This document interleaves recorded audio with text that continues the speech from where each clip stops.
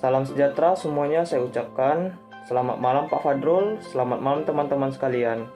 Sebelumnya, perkenalkan saya Ricci dengan NIM 1911003 dari kelompok 6. Pada video kali ini, saya akan melanjutkan pembahasan dari GRES, yaitu membahas materi yang berjudul izin usaha. Silakan simak video berikut ini. Pertama-tama kita akan membahas apa itu izin usaha. Perizinan usaha adalah pemberian legalitas kepada seseorang atau pelaku usaha atau kegiatan tertentu, baik dalam bentuk izin maupun tanda daftar usaha. Karena syarat utama untuk mendirikan usaha adalah mendapatkan pengakuan dari regulator atau pemerintah. Hal ini karena diperlukannya perizinan yang diberikan dari pihak berwenang kepada pihak penyelenggara usaha.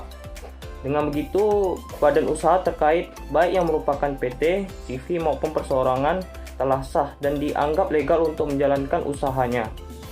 Pentingnya memiliki perizinan usaha. Mengapa perizinan usaha itu penting? Banyak pengusaha beranggapan bahwa itu bukan merupakan hal yang penting. Anggapan ini sering kita dengar dari pengusaha kecil dan menengah. Alasan yang paling umum adalah kendala birokrasi untuk mengurus izin usahanya. Maraknya pungutan liar dari oknum pemerintah daerah serta biaya yang mahal. Padahal dengan memiliki perizinan usaha, maka perusahaan maupun instansi lainnya akan percaya bahwa usaha yang Anda miliki itu adalah sah di mata hukum. Memiliki izin usaha tertentu saja akan memiliki dampak yang baik bagi kredibilitas pemilik usaha. Ketika kredibilitas usaha Anda juga sudah terpercaya, maka masyarakat tidak akan ragu untuk memilih produk, barang, maupun jasa Anda. Berikutnya, manfaat mengurus izin usaha. Banyak manfaat yang diperoleh jika perusahaan memiliki perizinan usaha. Terdapat beberapa manfaat, diantaranya adalah 1. Kepastian hukum. Dengan memiliki izin usaha, maka perusahaan akan mendapatkan jaminan dari badan hukum yang berwenang jika terjadi hal yang merugikan perusahaan, baik dari segi bisnis ataupun aturan perundang-undangan. Sebagai contoh, jika perusahaan memiliki izin lengkap, maka jika terjadi hal sengketa dengan pihak lain, maka perusahaan memiliki kekuatan yang sah secara hukum untuk menggugat ataupun mempertahankan apa yang menjadi hak perusahaan. 2. Kredibilitas perusahaan meningkat. Hal lain yang juga salah satu manfaat jika mengurus izin usaha adalah meningkatnya kredibilitas perusahaan.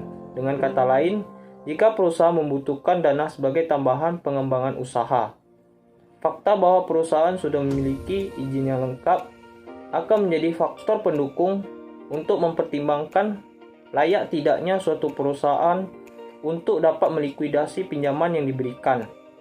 3. Dapat mengikuti lelang atau tender dalam proyek. Jika perusahaan merupakan penyedia jasa konstruksi ataupun sejenisnya, izin usaha akan membantu dapat mengikuti tender atau lelang yang diselenggarakan. Hal ini karena beberapa syarat utama adalah dengan lolos untuk persyaratan tender. Perusahaan harus memiliki semua surat izin yang diperlukan seperti NIB, SUJK, NPWP, dan laporan keuangan selama 3 tahun berjalan. Selanjutnya, mengenal jenis-jenis izin usaha yang ada di Indonesia. Ada banyak jenis perizinan usaha yang ada di Indonesia. Di antaranya 1. Nomor induk berusaha NIB. 2. Surat keterangan domisili perusahaan SKDP. 3. Nomor pokok wajib pajak NPWP. 4. Izin mendirikan bangunan IMB. 5. Surat izin usaha perdagangan SIUP. 6. Surat izin usaha industri SIUI. Dan masih banyak jenis lainnya. Tiap izin usaha memiliki fungsi yang berbeda-beda, dan beberapa di antaranya diperuntukkan untuk perusahaan dengan bidang usaha tertentu sesuai dengan ketentuannya. Mengurus izin usaha mudah dengan Online Single Submission atau biasa disingkat OSS. Semenjak diberlakukannya Peraturan Pemerintah Nomor 24 Tahun 2018 mengenai Online Single Submission yang mengatur mengenai segala perizinan. mulai dari NIB, SIUP, dan perizinan operasional lainnya. Hal ini juga memberikan angin segar kepada para pengusaha yang akan mendirikan perusahaan CV, PT, maupun perseorangan. Dari sisi pemerintah, dengan adanya sistem OSS juga akan meningkatkan pendapatan negara secara signifikan. Selain itu, jasa penyedia layanan legalitas online juga marak bermunculan. Permintaan jasa penyedia layanan legalitas online pun mengalami peningkatan karena banyaknya pengusaha yang menggunakan jasa mereka. Biasanya mereka memasang harga yang terjangkau, yaitu berkisar antara 5-15 juta rupiah dalam pengurusan badan usaha PT dan CV. Dengan adanya layanan OSS, maka anggapan mengenai sulitnya mengurus izin usaha tidak lagi menjadi keluhan.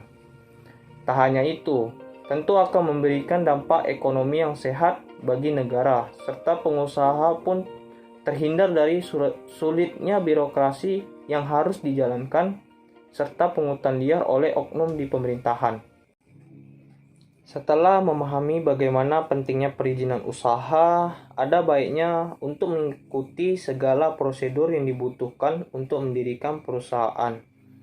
Mulai dari pendirian di hadapan notaris yang berwenang sampai dengan pengurusan perizinan.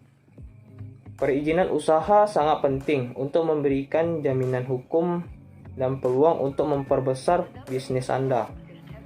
Perusahaan selalu berupaya agar berusaha menaati peraturan yang ditetapkan pemerintah daerah.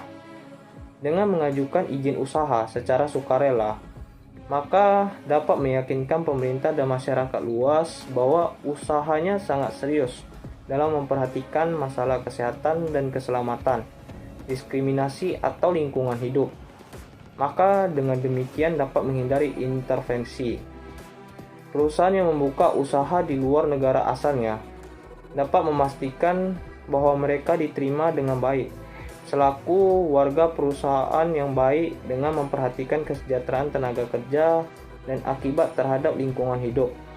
Sehingga dengan demikian keuntungan yang menyolok dan gaji dewan direksinya yang sangat tinggi tidak dipersoalkan di lingkungan. Apabila perusahaan bersaing dengan lingkungan internasional, mereka harus tanggap akan perbedaan kebudayaan. Perusahaan dan beberapa negara tidak semuanya memiliki pandangan bahwa memberikan imbalan kepada pelanggan besar atau pemasok besar tidak etis. Baiklah, itu materi yang dapat saya sampaikan.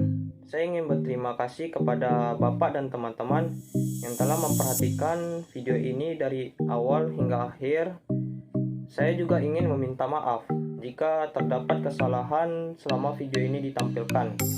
Dan jika ada yang ingin ditanyakan, silakan tuliskan di WhatsApp group. Terima kasih.